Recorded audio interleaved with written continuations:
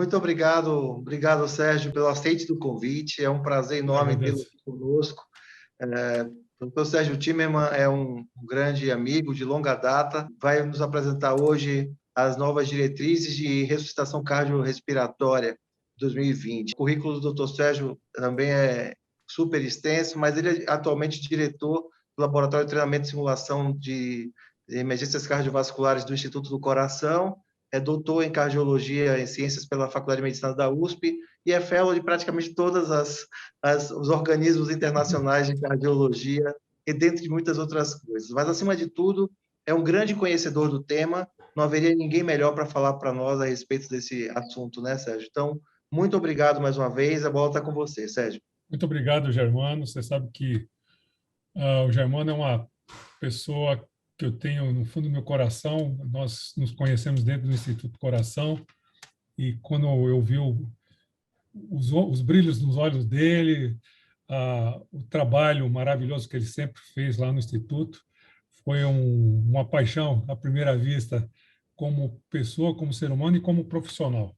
Então, para mim, estar com você sempre é muito gratificante, um pedido seu, é uma ordem sempre, e ainda mais vindo de você, ainda com o Instituto Sócrates Guanais e com o André Guanais, então o pedido fica uma convocação sempre.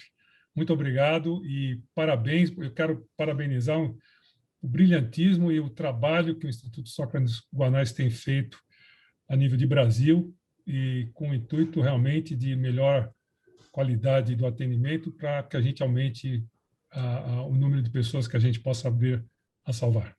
Então, é um prazer estar aqui com vocês. Então, como o Dr. Germano colocou, nós vamos falar sobre os destaques das diretrizes de ressuscitação cardiopulmonar. Na realidade, os últimos destaques foram no finalzinho agora de 2020. Não tenho conflito de interesse em relação a esta apresentação. E nós sabemos que a morte súbita por parada cardíaca, ela pode atingir qualquer um, a qualquer hora e em qualquer lugar. Nós sabemos que em uma parada cardiorrespiratória, o cronômetro é acionado, os segundos parecem horas e não devemos perder tempo. Em situações especiais, sempre temos que usar o cérebro. Nós sabemos que a morte súbita, veja que interessante, isso saiu recentemente, isso foi publicado há uma semana no Conselho Europeu, que a morte súbita, independente do infarto agudo, se é causado por infarto, por derrame cerebral, ela é a terceira principal causa de morte no mundo. No mundo, nós temos em torno de 3 milhões de pessoas morrendo. 450 mil nos Estados Unidos, 500 mil na Europa. 30 por semana por 1 milhão de habitantes. No Brasil, nós estamos em torno de 335.213 em 2017. 748 por dia. 1 a cada 2 minutos, com uma média de sobrevida em torno de 5%. Veja que interessante. Até o advento da Covid-19, ela era uma das principais problemas, e continua sendo um principal problema de saúde pública. Porém, com a Covid, hoje, que nós estamos em 3.047.074, no dia de hoje, mortes, com o Brasil com 375.049 pessoas falecidas, Covid foi a maior causa de morte em 9 dos 13 últimos meses desde a pandemia. 9 dos últimos 13 meses da pandemia. Vamos falar um pouco da epidemiologia da morte súbita. A parada cardíaca intra-hospitalar, ela é 6 a 7 paradas cardíacas por 1.000 habitantes por internação hospitalar nos Estados Unidos. No Reino Unido, é um pouco menos de 1,6 a 1,8 por 1.000 admissões hospitalares. A parada cardiorrespiratória pré-hospitalar são 3,6% na Ásia, 11% nos Estados Unidos, 12% na Austrália e Nova Zelândia, Europa em torno de 160 a 170 por 100 mil habitantes. Nós temos em torno de que a ressuscitação é tentada ou continuada. Veja bem, hein? Esse número é importante. Mesmo em países de alto desenvolvimento, ainda nós temos um gap de quase 40% de pessoas que não recebem ressuscitação adequada. A taxa média de ressuscitação é de 58%. O uso ainda de desfibriladores, olha, depois vamos pensando no Brasil, né? O uso ainda de desfibrilação automática é baixo na Europa, média de 28%. Nos Estados Unidos chega a 30%, 32%. 80% dos países europeus conseguem fornecer uma ressuscitação assistida. Isso é bom. 75% tem um registro de desfibrilação. Mas, gente, nós estamos falando ainda de um gap muito grande de pessoas não recebendo ressuscitação adequada. 90% dos países têm acesso a centros de parada cardíaca. Nós vamos falar um pouquinho mais para frente esse conceito novo.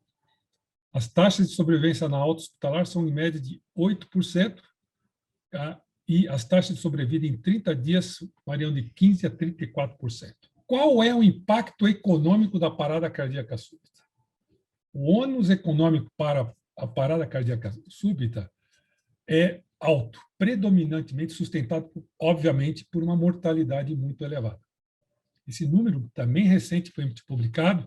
As perdas anuais num país como de médio porte da Europa, como Itália, chega a 1,42 bilhões de reais por ano. São comparáveis às perdas de produtividade de todos os cânceres combinados. Por isso, é importante que a gente priorize a pesquisa e o atendimento de última geração para esses pacientes, que é economicamente viável. E quais são as metas de impacto a partir dessas diretrizes que nós vamos falar? Que a gente possa treinar 20 milhões de pessoas ao ano e que a gente aumente o número de socorristas em torno de 62% e que a mortalidade a gente diminua ou dobre a sobrevivência. Parada cardíaca intra-hospitalar, média de 19% para 28% de adulto, média de 35% pediátrico para 50%, pré-hospitalar, média total de 7,9% para 15,8%, e global, com primeiro respondente, de 31% para 62%. São metas ambiciosas, pessoal. Mas vamos chegar na nossa realidade novamente. Nós estamos falando em 10 mil pessoas tendo perda de qualidade de vida todos os dias. 1.000 mortes por dia. Daí, imaginemos, chega a Covid-19.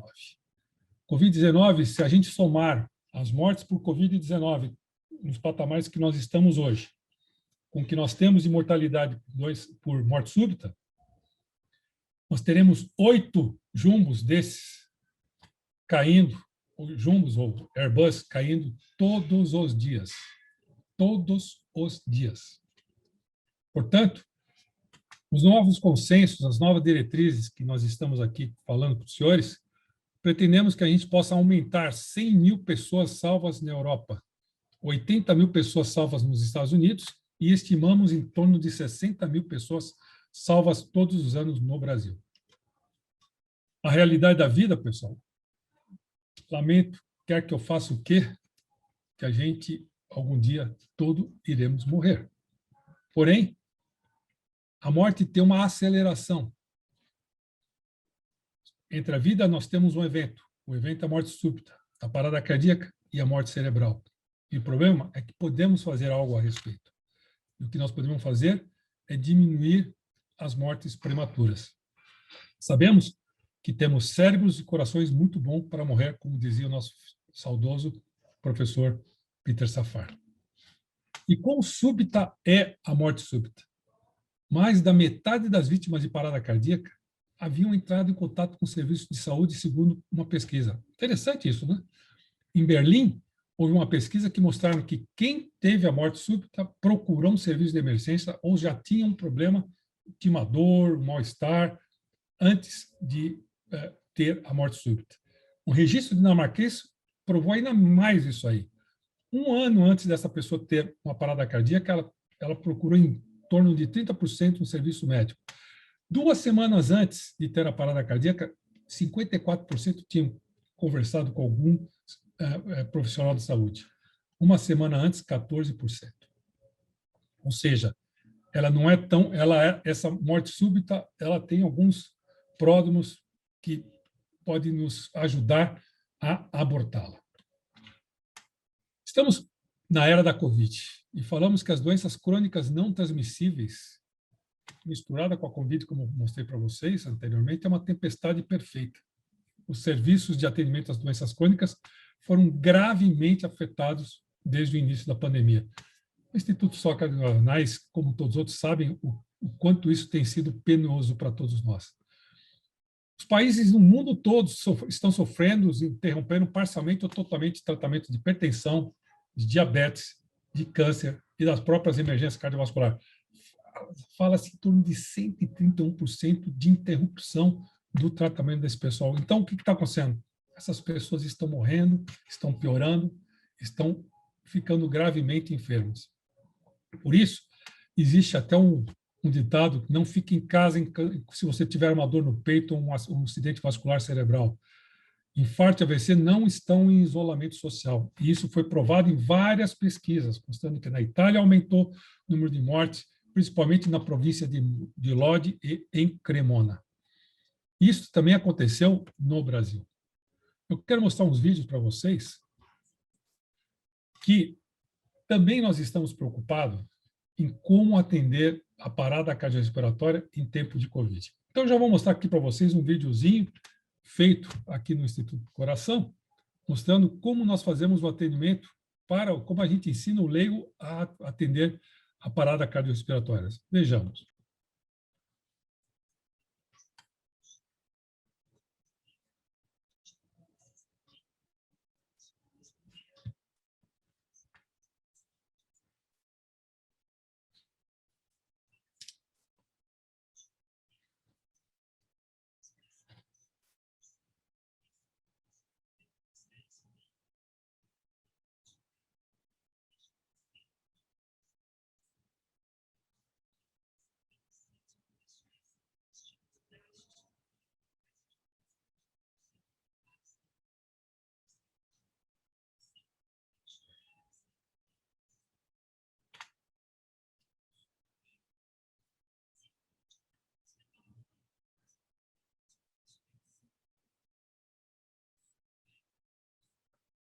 Vocês viram que eu virei aqui o paciente nessa hora, Deus que me livre, né? E como eu falei para os senhores que infarto e acidente vascular cerebral não ficam em isolamento social, vamos ver o que a American Heart mostra, uma coisa muito importante para que a gente não morra de dúvidas. Os hospitais ainda são o lugar mais seguro para você estar quando surge uma emergência médica. Não hesite ou duvide, ligue para 192 ao primeiro sinal de um ataque cardíaco. Vejamos esse vídeo, um exemplo bem interessante, como a American Heart mostra esse momento da pandemia.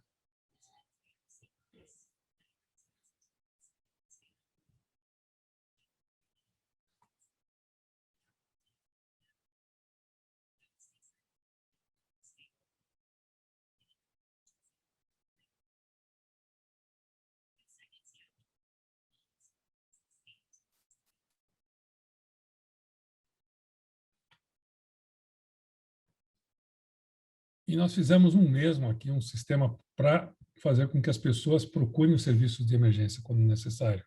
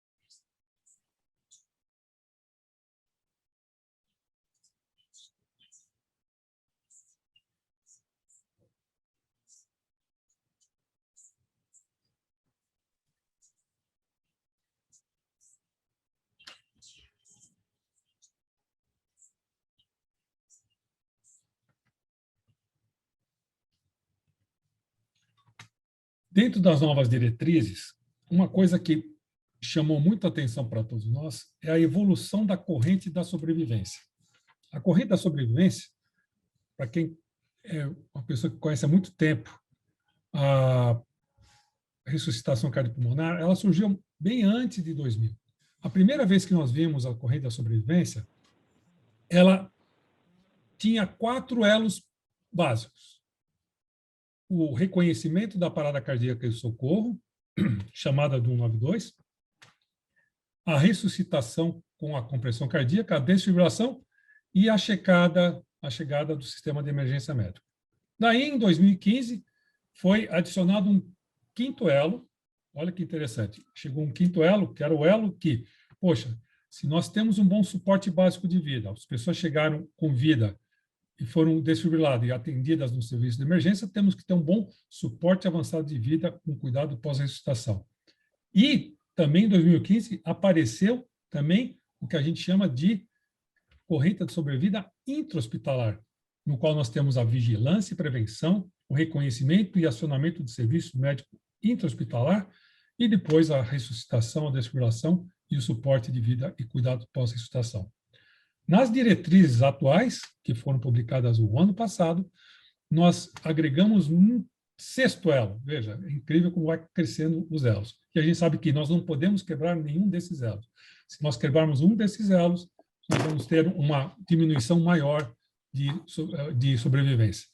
O sexto elo é a recuperação, porque se nós estamos dando um bom suporte básico, um bom cuidado pós-ressuscitação, esperamos que a gente tenha um paciente bem recuperado.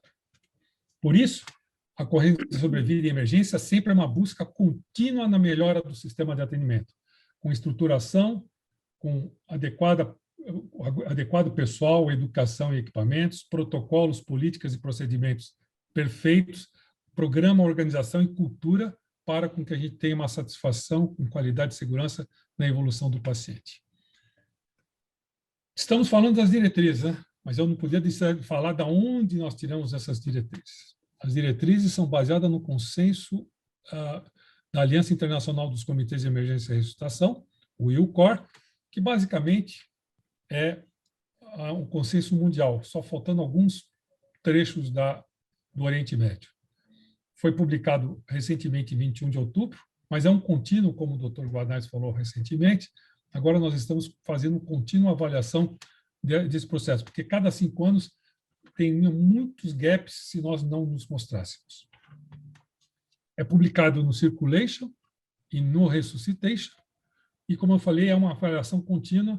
Nós teremos agora a publicação pela Sociedade Brasileira de Cardiologia e a Associação Brasileira de Medicina de Emergência, agora entre maio e junho, a atualização do consenso brasileiro. Quanto ao suporte básico de vida, eu vou trazer aqui, como eu falei, os highlights, o que mais muda. 2015, muitas vezes o mais simples é o que realmente salva vidas. Já em 2020, ou daqui em diante, muitas vezes o mais simples é o que realmente salva vidas. Vocês viram, eu mostrei isso na epidemiologia. Isso reflete. Apesar dos avanços recentes, menos de 40% dos adultos recebem ressuscitação iniciada por leigos e menos de 12% tem um desfibrilador aplicado antes da chegada do sistema de emergência.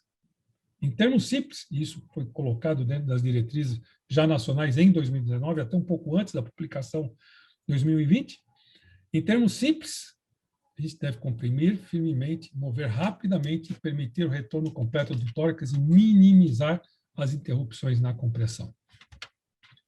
O óbvio, pessoal, também precisa ser dito.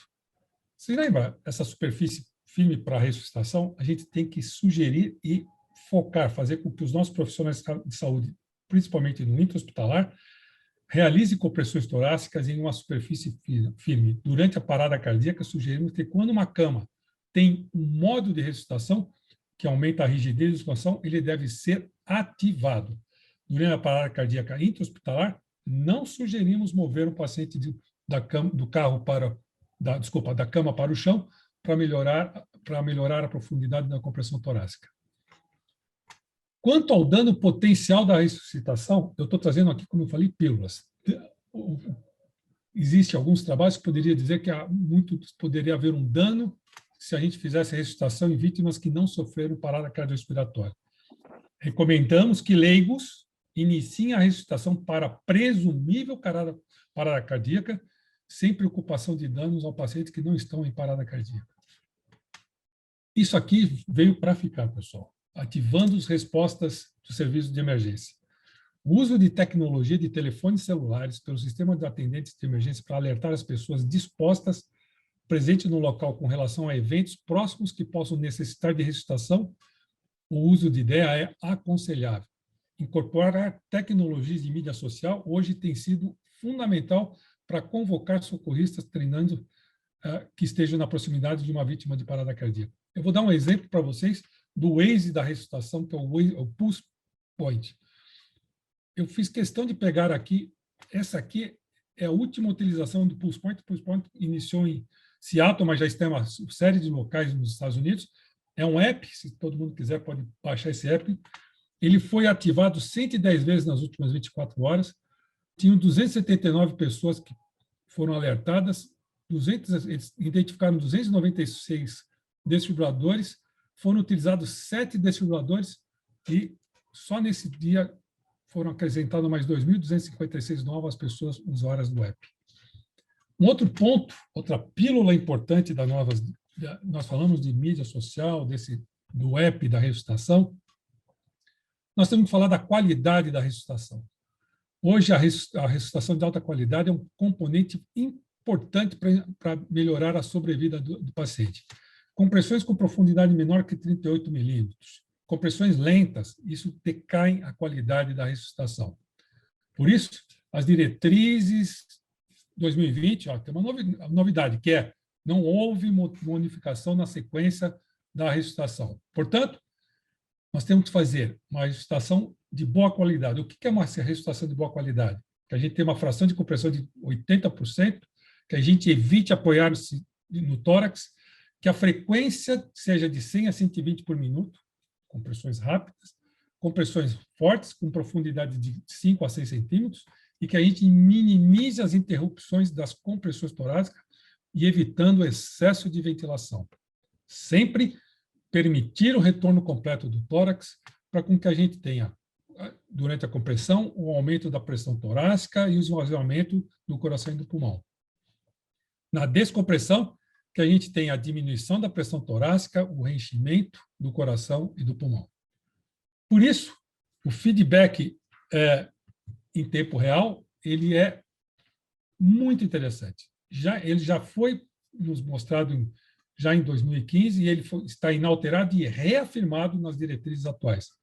É aconselhável utilizar dispositivos de feedback audiovisual durante a ressuscitação para otimizar o tempo real do desempenho da ressuscitação. Veja, muitas vezes nos equipamentos de desfibrilação automática, ele já vem com esses equipamentos para ajudar você a melhorar o seu desempenho durante a ressuscitação. Pessoal, eu trouxe aqui também aquilo que vocês devem esquecer. Ainda se lembra que o pessoal fala, doutor, mas eu faço ainda a manobra da tosse, eu faço o golpe precordial, eu devo fazer a estimulação de punho? Vamos lá. Golpe precordial. Não se recomenda mais o uso do golpe precordial. Isso é coisa realmente do passado. Isso é a época minha do André, de 40 anos atrás. Hoje é classe 1C, não recomendado o golpe precórdio. Estimulação do punho, não recomendado. E a tosse? Não recomendamos o uso rotineiro de tosse para parada cardíaca. Ela é somente em circunstâncias especiais, testemunhada e monitorada, como, por exemplo, no laboratório de cateterismo. Bom, e a ressuscitação antes da desfibrilação? Eu devo fazer, doutor? Sugerimos um curto período de massagem cardíaca até que o desfibrilador esteja pronto para análise ou a desfibrilação em parada cardíaca não monitorada. Isso é considerado classe 2B, nível de evidência C. Nunca deixamos de pensar e sempre devemos pensar que o acesso público à desfibrilação tem sido o maior avanço cultural e tecnológico no tratamento pré-hospitalar da morte súbita desde o desenvolvimento da ressuscitação cardiopulmonar. Tanto é que o acesso público está ganhando novos aliados. Um desses aliados são os drones. Você sabe que já se começou a mostrar drones na ressuscitação. Vou trazer aqui para vocês uma simulação. Existe uma simulação que foi feita na Noruega, que começou a falar, puxa, é possível que o drone venha nos ajudar na ressuscitação. Então, Vamos seguir isso aqui. Isso é uma simulação real. Uma pessoa acionando o serviço de emergência numa parada cardíaca. E aqui é o tempo. Esse é o tempo real da simulação. 9 segundos, 13 segundos. Esse é a ambulância drone. Ele está a 10 quilômetros do local. Deslocamento em menos de 15 segundos.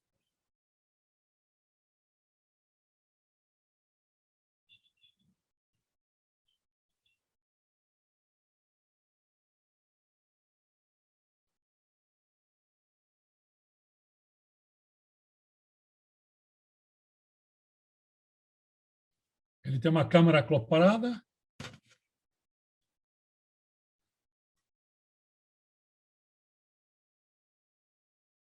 E aí é desfibrilado. A gente pensa, pô, o Sérgio está falando de coisa muito futurista, parece uma aula sobre 20 mil léguas submarino, Júlio Verne. Não, não. Você sabe que, a partir dessa simulação, várias outras pesquisas, umas delas em andamento, a outra que acabou de terminar. Realmente, o drone tem uma pesquisa sendo feita na Índia, com um equipamento muito simples de drone, com desfibrilador, e tem o que eu chamo de delivery drone.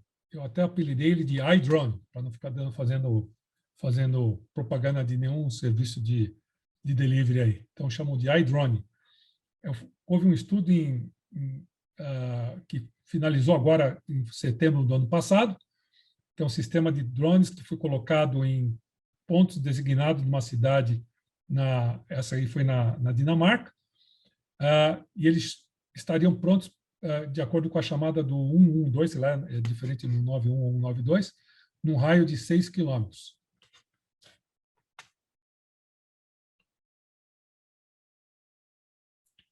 Suécia, eu falei Dinamarca, né? Na Suécia.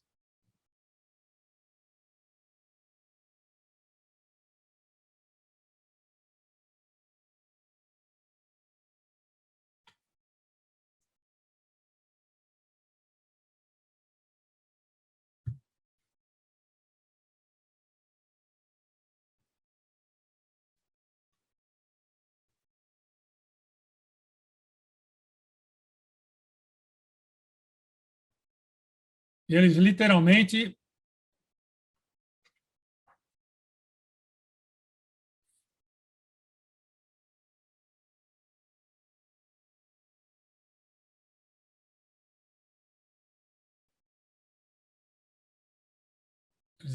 levam o drone até o local onde é necessário a utilização do desfibrilador. Isso já foi publicado, tem um trabalho recente mostrando que até em Paris ele já está sendo um equipamento útil para evitar, inclusive, compra de muitos e que ele tenha em alguns pontos para ser designado e entregue através do drone. Ou seja, é um futuro que está aí na nossa cara. Falamos tanto do acesso público à desfibrilação, vamos ver alguns sucessos que foram os necessários para mostrar a necessidade dele em locais públicos. A gente sabe que os desfibriladores automáticos são extremamente fáceis de ser usados, é uma tecnologia muito simples de ser utilizada, mais fácil do que um radinho de pilha. Aliás, nós nunca mais nem usamos radinho de pilha. É recomendado em áreas urbanas, transportes públicos, aeroportos, cassinos e instalações esportivas. E a gente sabe que lá é onde o coração está. Talvez um dia deva estar lá também. 70% das paradas ocorrem em ambientes domésticos. Essa talvez seja o próximo. Já existem trabalhos mostrando que um desfibrilador será do tamanho, ele será acoplado a um celular com suas pás. Vejamos as cenas para os próximos capítulos. De qualquer maneira, a gente sabe que a média nacional é aquilo que nós mostramos epidemiologicamente, porém, quando a gente coloca para policiais, cassino, a gente aumenta muito. Por que policiais? Os policiais eles estão rapidamente se deslocando após chamado central, grande presença em locais públicos e aumenta a sobrevida em comunidades. Dr. Roger Dean White mostra isso em Minnesota, mostrando que lá eles conseguem, dando desfibriladores na mão de policiais, 60% de sobrevivência com alta hospitalar. Os aeroportos e os aviões Em 1997, o Dr. Michael Hork, na Qantas Airlines, já tinha mostrado para a gente que a desfibrilação dentro dos aviões seria um grande sucesso. Nós mostramos aqui no Brasil através da Varig, porém a Qantas é que mostrou, inclusive, sobrevivência com alta hospitalar em torno de 33%. Sabe qual era a sobrevivência de pessoas que tinham parada cardíaca dentro do avião antes da era de desfibrilação e suporte básico de vida? 0. E a American Airlines só reforçou aquilo que a Qantas nos mostrou. Ou seja, eles têm 40% de sobrevivência publicado no New England em 97 e eles ainda não publicado em torno de 63% nos anos subsequentes. Os aeroportos, esse sim tem demonstrado números fantásticos. O aeroporto de Chicago, que cada ponto em que eles fazem um aeroporto grande, se você tiver que ter uma parada cardíaca, vocês têm dentro do aeroporto, porque fora do aeroporto a sua chance de sobrevivência em Chicago é de 2%. Dentro do aeroporto você tem uma corrente de sobrevivência perfeita entre você pegar o desfibrilador, aplicar o desfibrilador, levar o paciente para o hospital, sua chance de sobrevivência é de 55%. Porém, a maior sobrevivência que nós temos mundialmente publicada é nos cassinos de Las Vegas. Os cassinos de Las Vegas conseguem colocar um desfibrilador automático até em 1,4 minutos no paciente. E com choque em média de 2,2 minutos. E olha que coisa interessante. Quando o choque acontece abaixo de 3 minutos, a chance de sobrevivência com alta hospitalar é de 74%. Veja o número, 74%. Acima de 3% ainda é grande, 49%. Cidade de Piacenza, na Itália, antes do advento da desfibrilação, eles tinham uma sobrevida de 4,5% na cidade toda.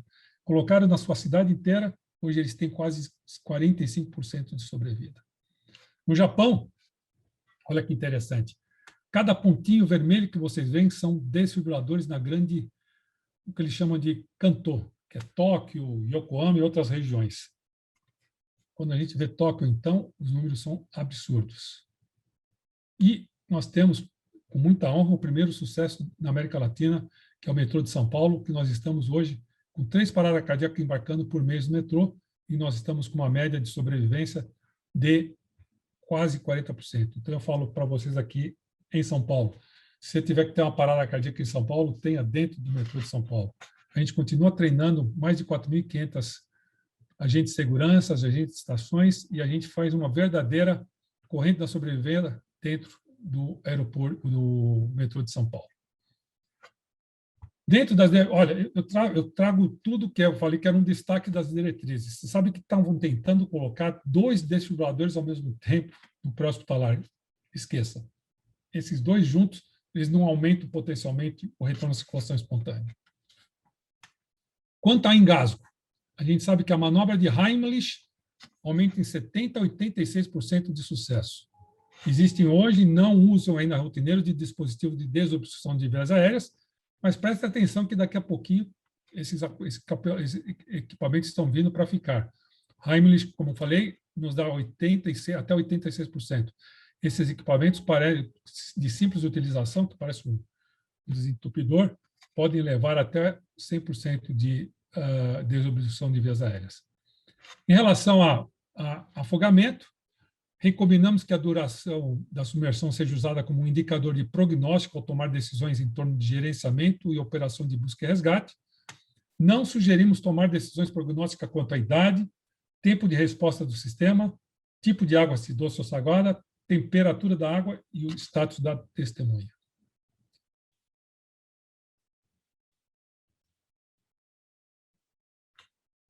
Em relação a opioides, principalmente nos Estados Unidos, é um grande problema, 70 mil mortes em 2017, as mortes por overdose têm aumentado desde 2013.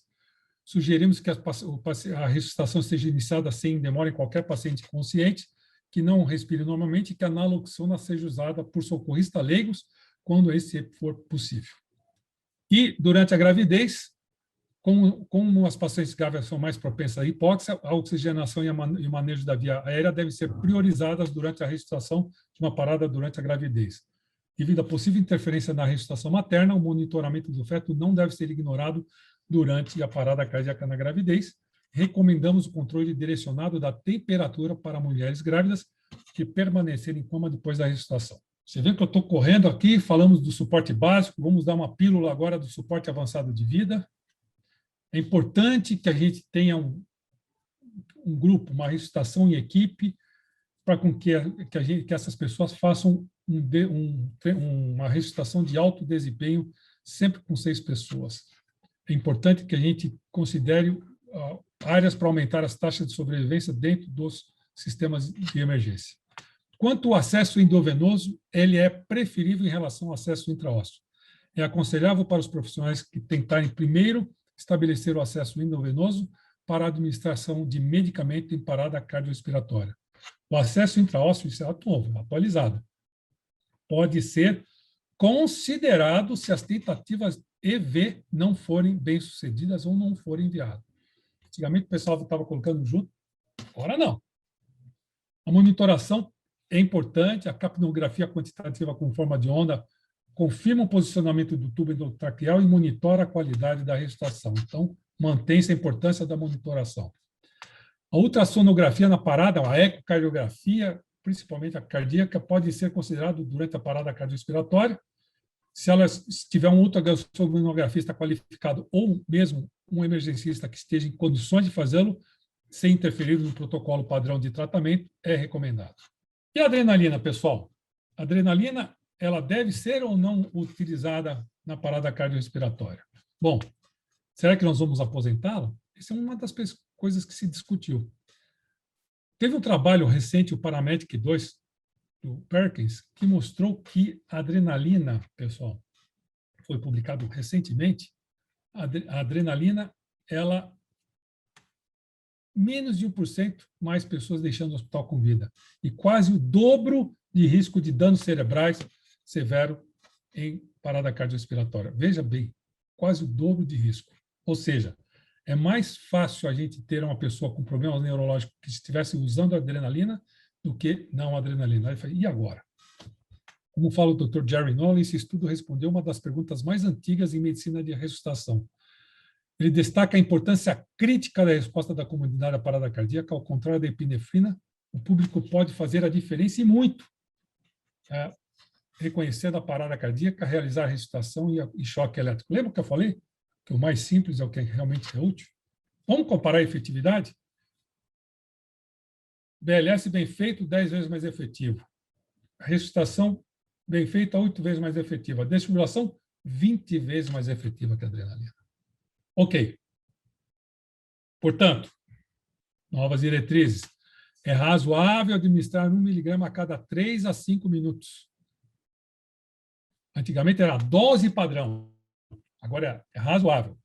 Quanto à dose alta, é proscrita. Não mais. Adrenalina, ritmo não chocável, atividade elétrica sistolia, recomendamos assim que possível durante a ressuscitação. Fibrilação ventricular, taquicardia ventricular, somente se não tiver sucesso na compressão cardíaca. Vasopressina pode ser considerada, mas não oferece nenhuma vantagem. Lembre-se sempre da baixa qualidade neurológica que a adrenalina pode dar. Adrenalina, sendo no próximo capítulo, nós temos que ver quais são as drogas que podem nos ajudar a evitar esses efeitos deletérios da adrenalina.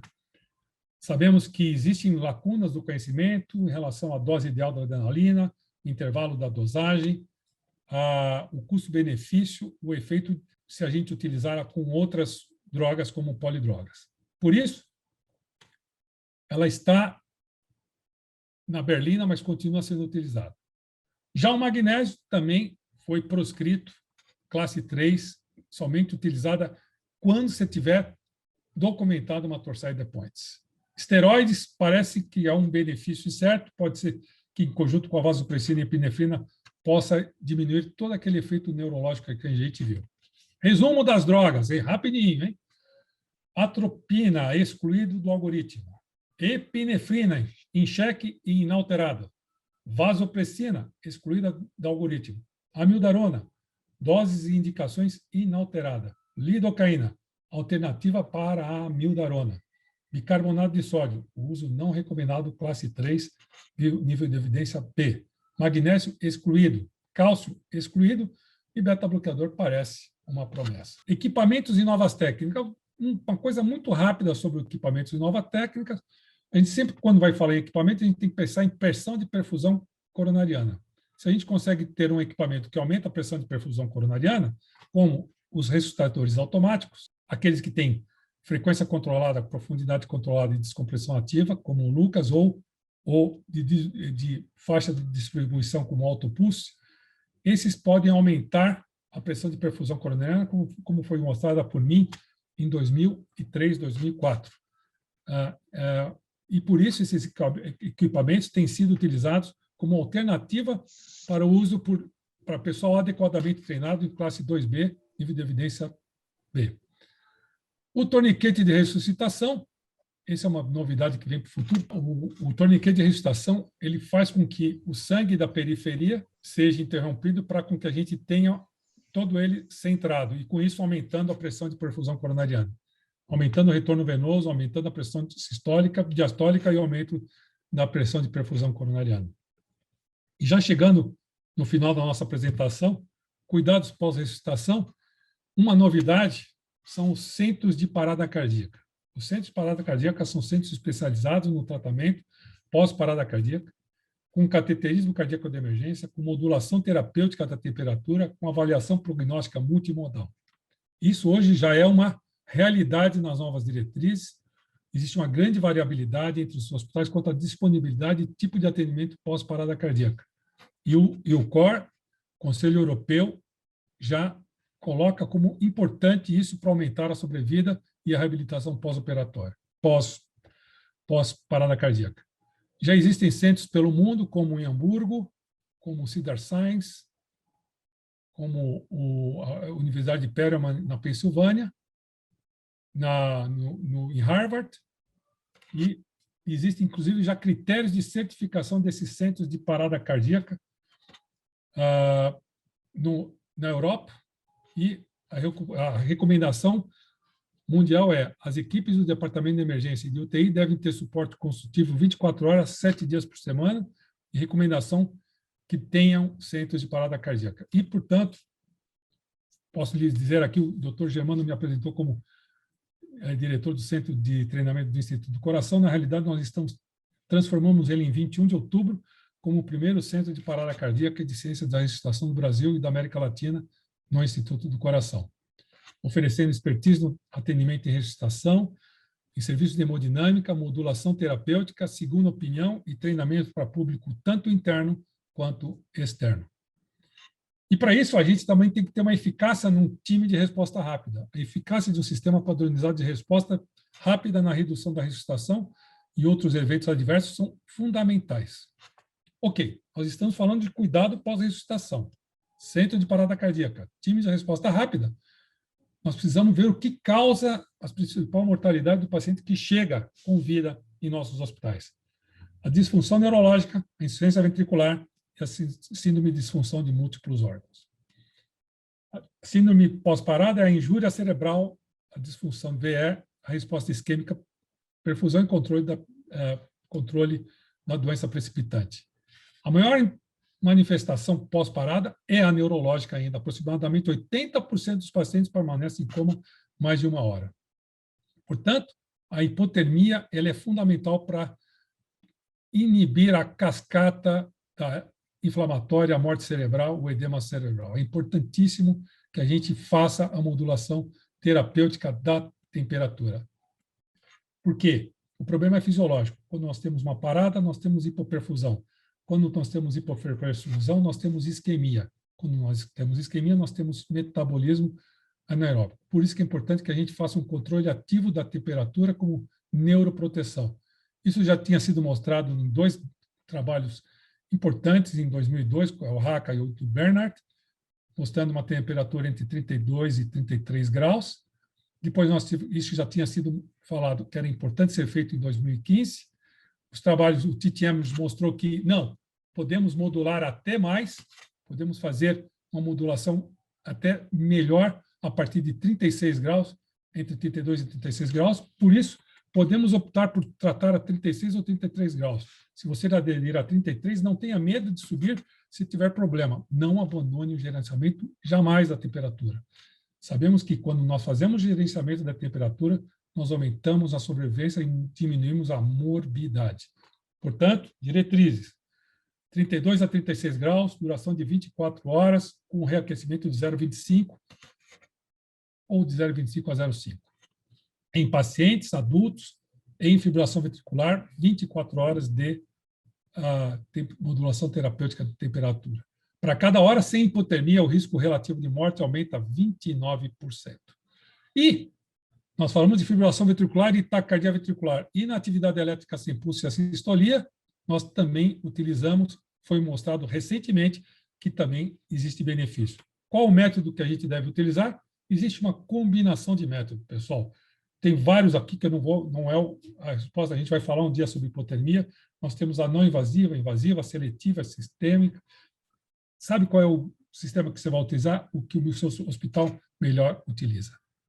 Existe o que mais utilizado no mundo, que é o Arctic Sun, mas o intravascular, mas o que eu falo, existe uma combinação de métodos que podem ser utilizados. Os objetivos primários da ressuscitação cardiopulmonar são que o paciente permaneça funcionalmente ativo e com o cérebro saudável. A angiografia coronariana também tem que ser pensada no pós-ressuscitação. Todo paciente pós-parada com supra deve ser feita a coronariografia. Isso foi logo, então é importante que a gente avalie o paciente angiograficamente.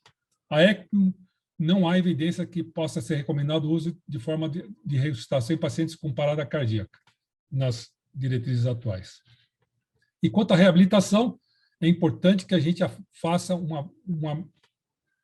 entenda que as pessoas pós-ressuscitação têm um risco aumentado de parada cardiorrespiratória. Nós temos, então, que fazer com que esses pacientes tenham ou um desfibrilador cardioversor vestível ou definitivo. E, para finalizarmos, falarmos um pouquinho sobre treinamento. O treinamento de ressuscitação cardiopulmonar para pessoas presentes no local deve objetivar atender aspectos éticos, raciais e socioeconômicos. O treinamento da ressuscitação deve abordar barreiras relacionadas ao gênero para melhorar as taxas de ressuscitação. Temos uma fórmula, eu estava até falando que tem 30 anos já essa fórmula, que quando a gente coloca conhecimento científico versus eficiência educacional versus implementação local, nós aumentamos a sobrevivência. Nós adquirimos o conhecimento, oferecemos habilidades específicas, simulando em computador, simulando em equipe e a experiência clínica. E agora, o que há de novo, treinamentos a cada 2 anos, tem se mostrado, os estudos têm mostrado deterioração das habilidades de suporte básico em apenas 3 meses após o treinamento inicial. Por isso, preste atenção, em treinamento de baixa dosagem e alta frequência é o novo modelo. Atividades de aprendizagem baseadas em simulação, curtas e específicas, espaçadas ao longo do tempo, reforçadas com sessões práticas estruturadas contínuas ao longo do tempo, e o treinamento de baixa dosagem veio para ficar. Tenho aqui um exemplo para vocês, é o Quality Resuscitation Improvement. A American Heart já tem utilizado isso. Nós fizemos isso durante a pandemia com mais de 400 pessoas aqui. Vou dar um exemplo aqui, nós temos a Tatiane, que é um olhe e pratique, sozinho, sem nenhuma outra pessoa. Tem vários modelos para você fazer o atendimento da parada cardiorrespiratória, treinar as suas habilidades, então, inclusive na intubação orotraqueal. Hoje, a Sociedade Brasileira de Cardiologia traz um modelo de suporte básico, suporte avançado de vida, chamado TECA, e por causa das novas diretrizes e por causa da pandemia, também traz um modelo híbrido em que você tem uma parte 70%, 80% online, e depois a parte 20% presencial. Os pontos-chave na educação para ressuscitação são aumentar a disposição para realizar a ressuscitação, reforçar a cadeia da sobrevivência, ensinar a ressuscitação usando o dispositivo de feedback, distribuir treinamento ao longo do tempo e manter as competências por meio de reciclagem frequente. Para nós, profissionais de saúde, ensinar todos os profissionais de saúde de alta qualidade, ressuscitação de alta qualidade, ministrar cursos de suporte avançado de vida credenciados, incluir treinamento de equipe, lideranças em tais cursos, usar ajudas cognitivas, ensinar o uso e debriefing. A gente pode fazer ressuscitação em qualquer lugar, que nem nessa estação espacial.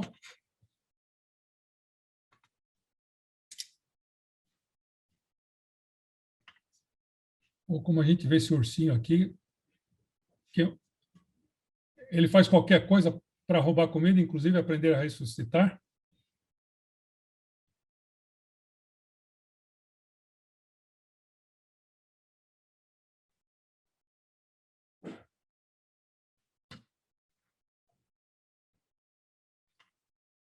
A gente sabe que nós podemos e aumentar muito, criar uma rede para salvar vidas. O que vocês do ISG estão fazendo é criar redes de salvamento.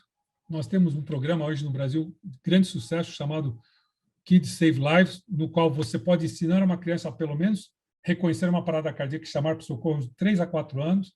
10 a 12 anos, ela pode reconhecer, chamar para o socorro e já começar a fazer massagem cardíaca.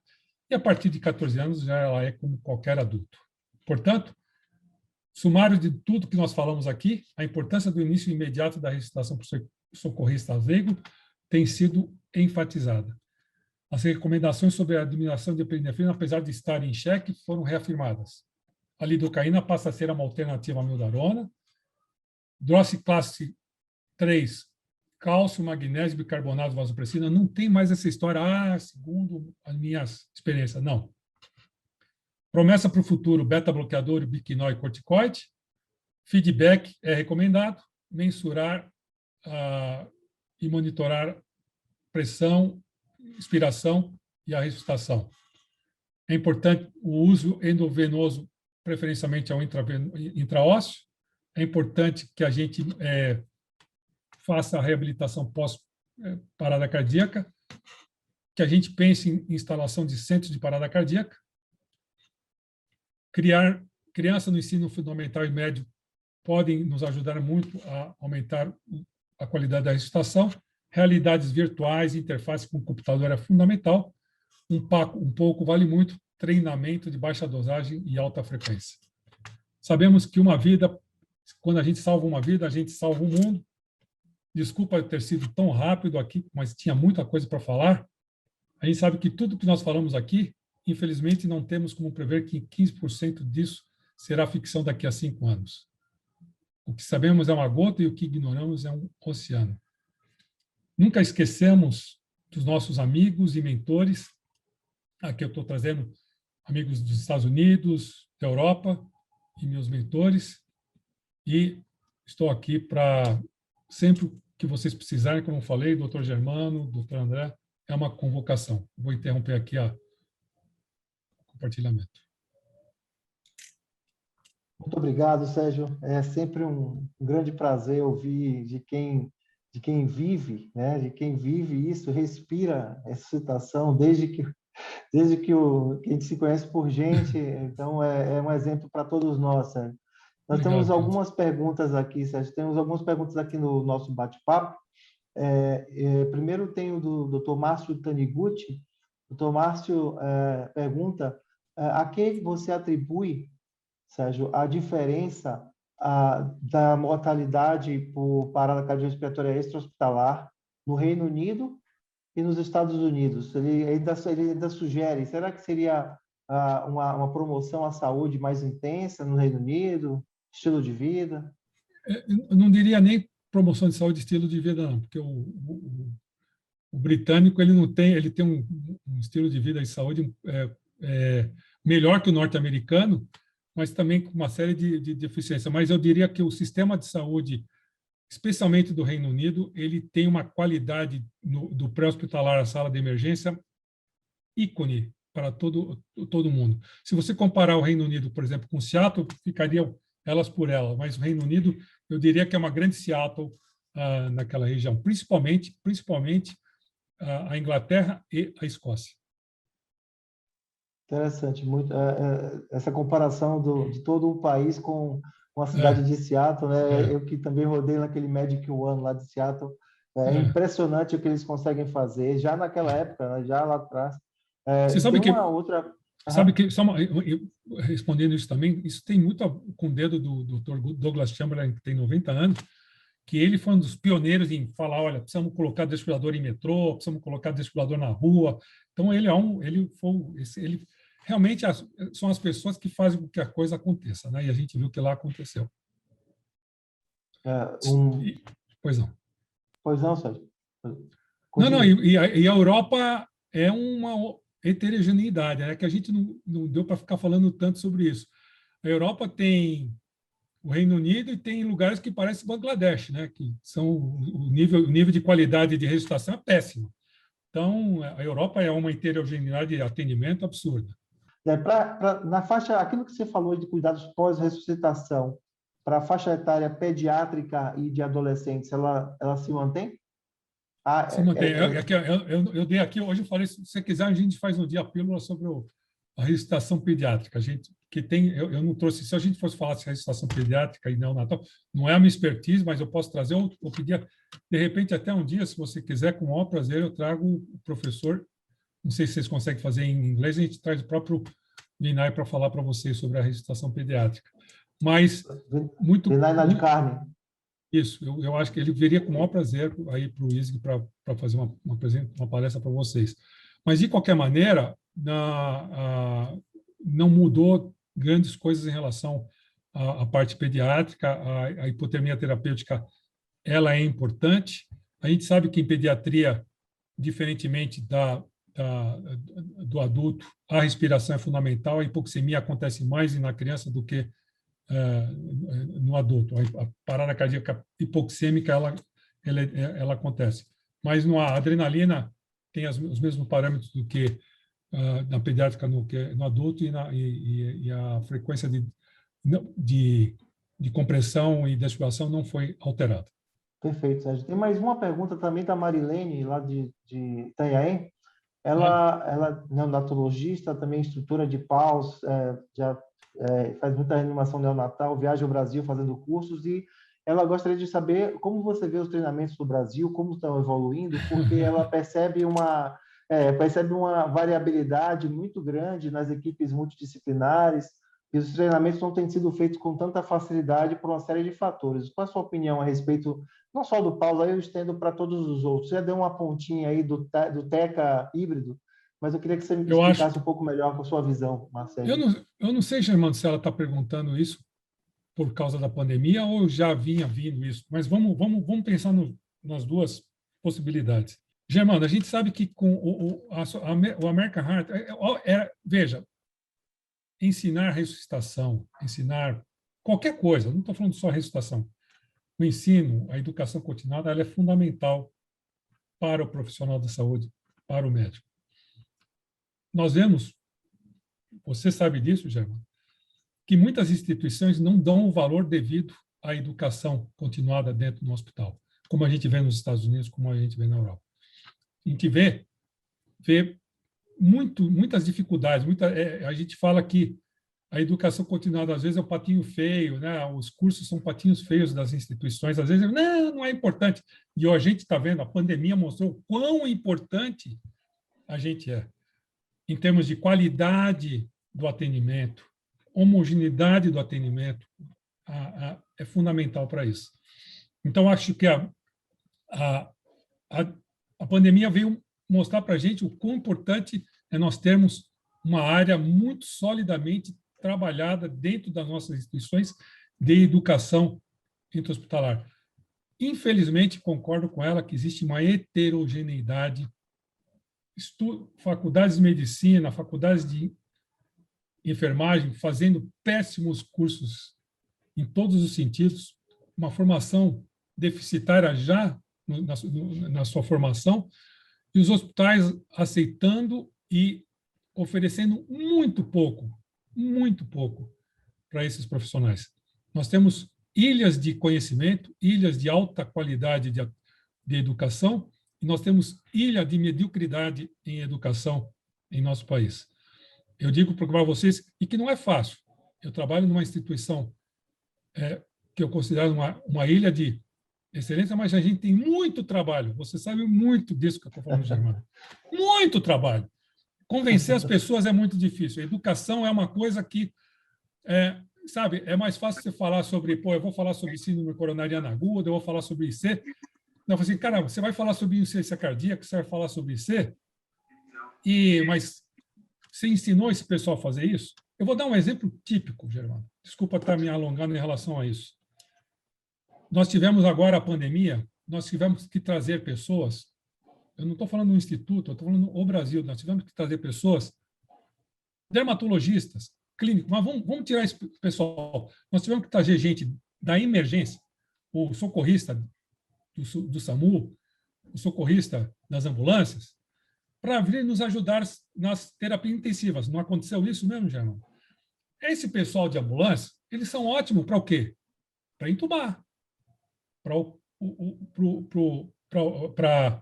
para fazer o atendimento primário. Mas esse pessoal não foi treinado, por isso que é importante, eles não foram treinados para aquilo que é, por exemplo, a medicina crítica nos ensinou, que é trazer o complemento. Aí é que as pessoas estão começando a perceber como a educação faz parte, como a educação é fundamental para que a gente tenha uma ilha de qualidade.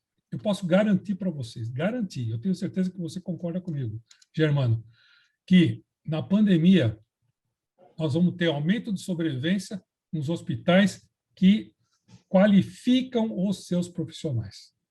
E nós vamos ter péssima, pobre sobrevivência nos hospitais que não qualificam, não dê educação para os seus profissionais. Eu acho que duas coisas ficam nessa pandemia, mas que vêm com o passar do tempo. Vamos oferecer apoio psicológico e educação para os nossos profissionais. Excelente. Germano, posso fazer uma pergunta? Claro. Doutor Leandro Gregorucci, da Ortopedia. Opa. Vamos lá, doutor Leandro. Bom, primeira coisa, um ortopedista assistindo uma aula de cardio já é meio diferente, né? Não, isso é importante, pô. Bom, parabéns aí pela palestra. Além da formação em ortopedia, eu também tenho titulação em medicina esportiva e eu coordeno os hospitais de registro São José e do Litoral Norte. E eu coordeno hoje a parte médica do Ironman no Brasil. Então, eu sou responsável pela parte médica e todo o atendimento das provas de Ironman. E um grande problema que eu estou vendo, que está pipocando artigo, é sobre as miocardites ocultas em atleta, ou oligossintomáticas ou assintomáticas. Só que as provas ainda não voltaram. Elas começaram a voltar no mundo. Parece que teve uma agora, uma outra. Então, eu estou preocupado com o que pode acontecer com esse monte de gente que ficou um ano parado em casa, louco para voltar a treinar em altíssima intensidade, numa prova que normalmente é super extenuante, e eu estou pensando em fazer screenings para tentar mitigar os problemas que eu estou antevendo a partir de setembro, que é quando volta aqui no Brasil. Queria saber, o que o senhor recomenda de exames que eu poderia pedir para esses atletas que estão querendo voltar em alta performance? Olha, essa tua colocação, você sabe que eu tive uma reunião no Congresso da Abramed semana passada e falaram sobre isso também, né? Que o pessoal está com muito medo. Acho que o Germano pode nos ajudar muito, porque o Germano é uma pessoa que fala muito conhece muito de miocárdio. O pessoal está com muito medo que comece a aumentar em atletas a morte súbita. Sim. Principalmente por miocardite. A gente sabe que a miocardite acontece, né, Germano? Nós temos uma pandemia viral. Essa pandemia, eu falo, a gente tem visto grandes modificações, não só pulmonar, mas cardíacas desses pacientes. Isso é uma preocupação do pessoal da medicina desportiva, da cardiologia desportiva.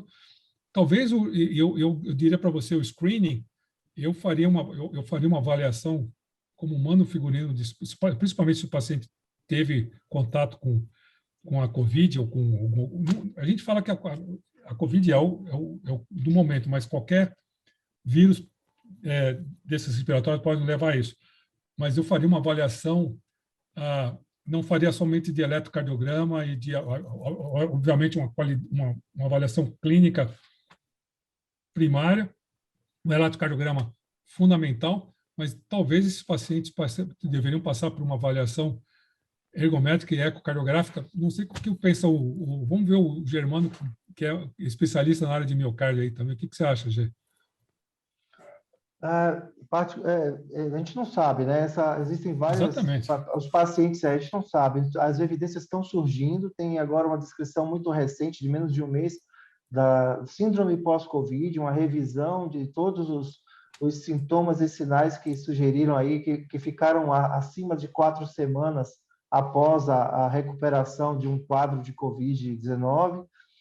E assim, quando a gente tende, quando a gente é mais inseguro e a gente percebe que existem alguns fenômenos realmente tardios e graves de acometimento cardiovascular, a gente tende a ser mais conservador e sempre que possível mais intenso. A gente vai desperdiçar muito nesse começo, a gente vai pecar por excesso provavelmente, né? Então, existe uma publicação com 100 pacientes com ressonância cardíaca tardia feita pós-Covid, mostrando que 78% desses pacientes tinham algum grau de alteração na ressonância, seja no pericárdio, no miocárdio ou em ambos.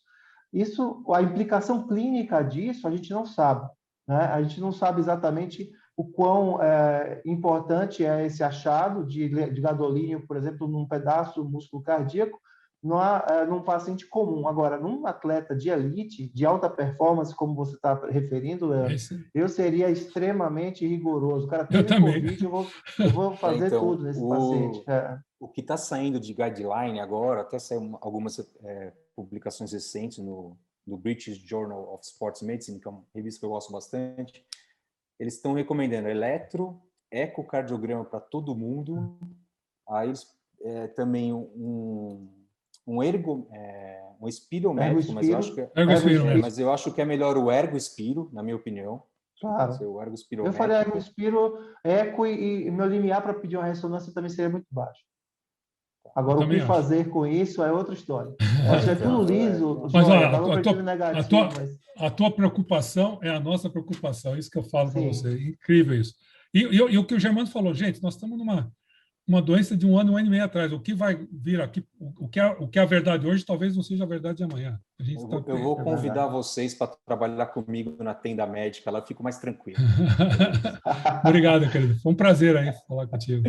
O Dr. Daniel Kishi, que é anestesiologista e ele é conselheiro do CREMESP, ele pergunta sobre o uso eventual de tiopental, de barbitúricos, na analgosedação do paciente com hipotermia terapêutica. Tem sido feito, existe uma série, você sabe que a hipotermia terapêutica ela tem todo um braço da parte de quando se dá e como se dá esses pacientes. Inclusive, existe um grupo, você sabe qual que é, esse é um grupo que é trabalhado por nós, que nós estamos fazendo a hipotermia, é um trabalho, uma pesquisa que a gente tem feito, hipotermia terapêutica, no infarto agudo do miocárdio, sem a sedação, somente com analgesia desses pacientes. Então, são cenas para os próximos capítulos aí, mas o ideal é que a gente use a sedação que não seja cardiodepressora. Aqui tem uma pergunta do Cláudio Mbala, lá de Angola, né? Tá lá em Angola. Um abraço para o Cláudio. Ele primeiro elogia a sua aula também, Sérgio, e ele fala: o efeito deletério da adrenalina não estaria mais associado à dose, número de vezes aplicadas, e o que também estaria associado a uma parada de mais difícil ressuscitação? É muita coisa para a gente falar. A gente está falando assim, os gaps e as cenas dos próximos capítulos da adrenalina. Primeiro, alta dose está proscrita realmente, né? E mesmo 1 miligrama a cada 3 a 5 minutos, ainda está falando, será que realmente não seria isso? Será que a gente está utilizando ela tardiamente? Será que a gente não está utilizando ela sem a devida proteção neurológica, talvez até com vasodilatador e com corticoide? Tudo isso é possível. Esses são as dúvidas. As suas dúvidas são as nossas dúvidas. E fatores prognósticos, neuroprognósticos, também têm sido avaliados. O que até que ponto nós devemos levar aquele paciente? A gente tem que pensar no paciente que possa ser um potencial doador, ou se aquele paciente tem uma doença que não seja compatível com a vida. Até que ponto a gente deve levar essa ressuscitação? São parâmetros que a gente deve trabalhar no ponto de vista ético e médico-legal na hora que a gente for pensar o quanto nós devemos apostar nessa ressuscitação. Tem uma pergunta aqui também, Sérgio, sobre a dosagem de adrenalina em crianças na parada. Érica de Caraguatatuba pergunta. A dosagem, eu não me lembro exatamente qual é, mas eu posso pegar para vocês aqui. Tranquilo, mas... Eu mando para vocês depois. Tá ótimo. Finalmente, tem um colega que está perguntando, acho que já foi respondida, né? Que, qual foi a dúvida era se tinha sido respondida, que ele chegou atrasado na reunião, mas ele pergunta na pandemia, a RCP, na suporte básico de vida para leigos, se o paciente não tem dispositivo aéreo invasivo, qual a recomendação? Colocar um pano? Você colocou lá pelo vídeo, né? É um paninho, é um paninho. A gente, isso é colocado aí. Se a pessoa não tiver com máscara, você deve colocar uma máscara no rosto dessa vítima. Eu queria só fechar com... São duas coisas. Uma de um colega aqui, Alexandre, e a outra minha, tá, Sérgio? É uma dúvida minha, na verdade, uma sugestão. A pergunta do Alexandre é que os dois estudos, ele está questionando aqui os estudos do New England foram positivos para hipotermia, ele afirma ter sofrido forte viés de desempenho. E o primeiro que foi postado foi o primeiro grupo controle ficou febril. Então, ele coloca isso como uma limitação da extrapolação do estudo. Estudos posteriores, publicados no mesmo New England, maior, melhor dimensionado, segundo ele, e controlado inteligentemente, demonstrou resultado negativo. O último, razoavelmente grande, de 2019, subdimensionado, com poder estatístico próximo de 60%. Então, ele colocou aqui os pontos fracos na análise crítica que ele fez dos artigos, que seriam pró-hipotermia, e enaltecer os pontos positivos do estudo que foi negativo para o efeito da hipotermia. Imagino que seja um tema para uma próxima... Não, mas esse, né? Não, eu posso falar sem problema nenhum. A hipotermia é muito, muito, muito estudada. Eu creio que ele esteja falando tem 4 grandes trials aí, o Haka, o Bernard, mas o que ele deve estar falando é do trabalho do Nielsen, que foi publicado no New England Journal of Medicine. E há uma análise muito errônea que as pessoas falam que o trabalho do Nielsen ele é negativo para a hipotermia. Por isso que, pelo contrário, a hipotermia, o Nielsen ele simplesmente mostrou para a gente que é necessário que a gente module. Eu não gosto nem tanto que a gente fale sobre gerenciamento da temperatura, mas que a gente faça uma modulação da temperatura. O Nielsen mostrou que não existe diferença entre você colocar o paciente a 36 graus versus a 33 graus. Ou 32 graus, só não me engano. Entre 36 e 32 graus. Que você colocar ele em 36 ou você colocar ele em 32 graus, você vai ter a mesma qualidade de hipotermia. Mas em nenhum momento ele colocou que a hipotermia abaixo de 36 graus seja deletéria do ponto de vista neurológico ou cardiovascular. Em nenhum momento foi colocado isso, é só para procurar isso. E uma outra coisa que é fundamental e por isso que a gente fala hoje em modulação terapêutica da temperatura, é importante que a gente deixe a temperatura abaixo da normotermia, que a hipertermia pode ser ruim para esse coração. Nenhuma dessas pesquisas,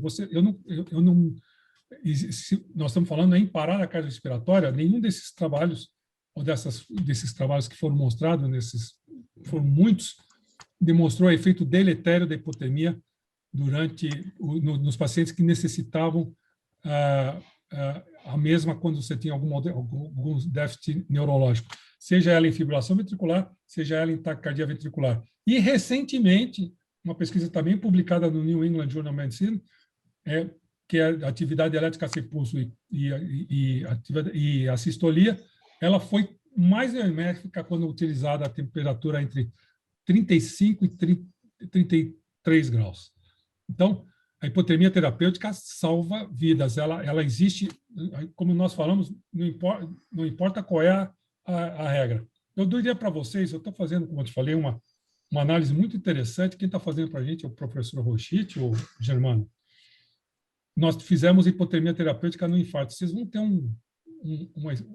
uma surpresa muito, muito, muito interessante no futuro. Nós vimos que ela, numa avaliação geral, ela não diminuiu ou reduziu um infarto, mas sendo para os próximos capítulos que nós vamos mostrar para vocês em publicação logo, na ressonância nuclear magnética, o que acontece no miocárdio do paciente com hipotermia terapêutica. E lá foi 32 graus, hein? Lá não teve acima de 33 graus. Não.